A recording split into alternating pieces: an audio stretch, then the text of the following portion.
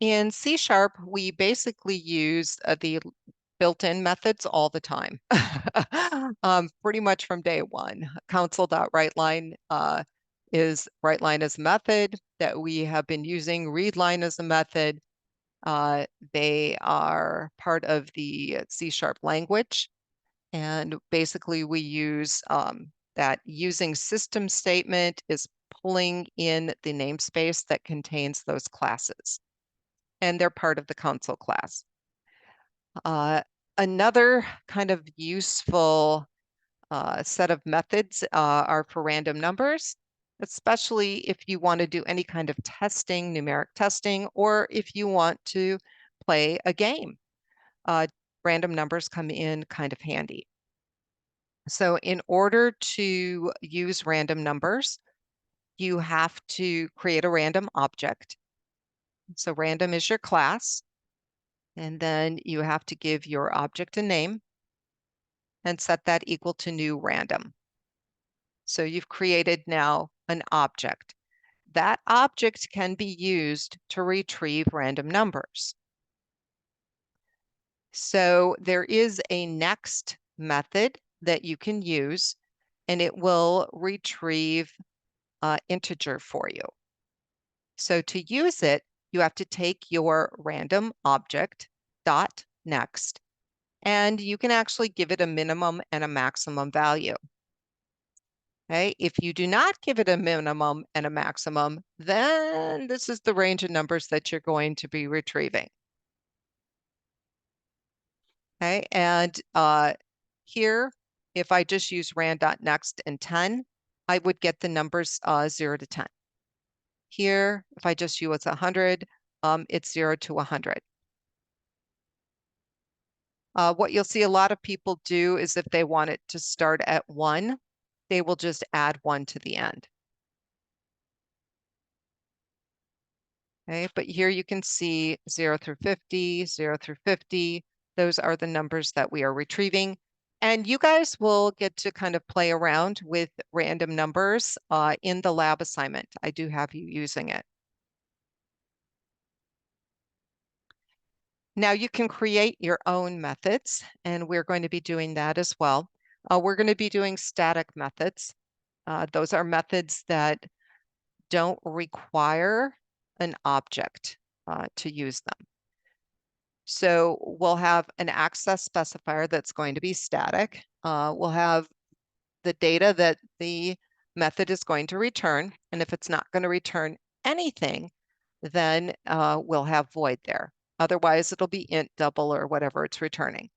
Then we've got the name of the method and the parameters, which are the values or variables that we're passing to it.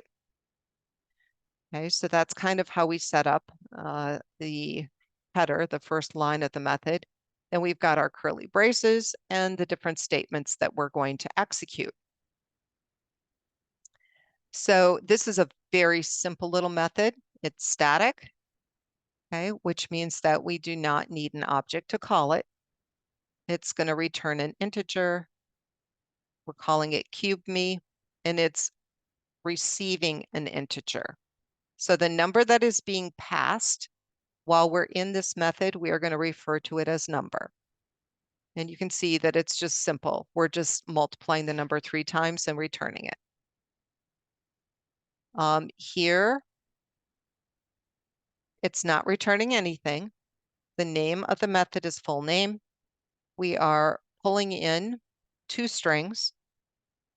One is called first, one is called last.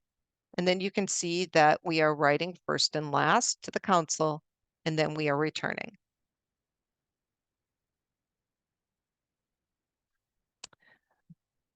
This one is going to return 1 character, and we are receiving an entire phrase.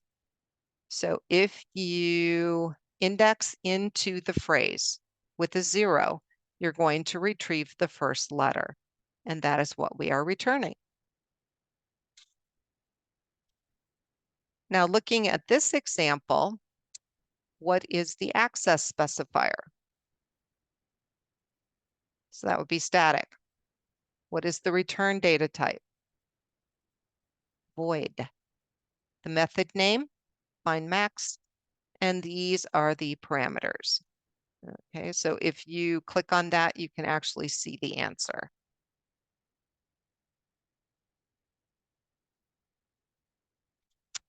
So this little example has 3 separate methods: find max, find min, and cube. Okay, so you can kind of take a look at this. Here's the call to find max. Here's the call to find min. And I can tell by looking at the call that they aren't returning any data. So the return type is going to be void. We come down here and look, and you can see nothing is being returned, and we're passing it to 2 integers. Okay, the third method is called cube. Now, cube is receiving an integer too, but it is returning something. Okay, so if we look at cube, you can see that it is returning an integer and it's receiving an integer.